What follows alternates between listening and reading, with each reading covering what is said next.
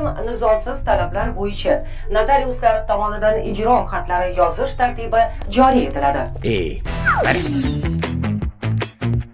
Bunday ma'lumotlarni kengroq, tushuntiribroq aytiladi.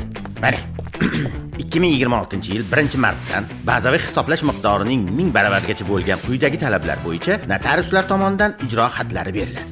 Notarial tasdiqlangan bitimlarga asoslangan talab, yozma va notarial tasdiqlangan bitim mavjud bo'lganda, undiruvni ko'char mol-mulkka qaratish to'g'risidagi talab, ijara to'lovlari, ko'p kvartirali uylardagi joylarning mulkdorlaridan majburiy badal va to'lovlar, kommunal va aloqa xizmatlari bo'yicha qarzdorlikni undirish to'g'risidagi talablar.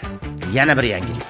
2026-yil 1-apreldan notarius lavozimida bo'lishning eng yuqori yosh chegarasi 65 yoshdan 70 yoshga oshiriladi. Bu hali hammasi emas. 2026-yil 1-yanvardan notarial harakatlarni amalga oshirish uchun notariusga O'zbekiston fuqarosining shaxsni tasdiqlovchi hujjatning aslini taqdim etish talabi bekor qilinadi.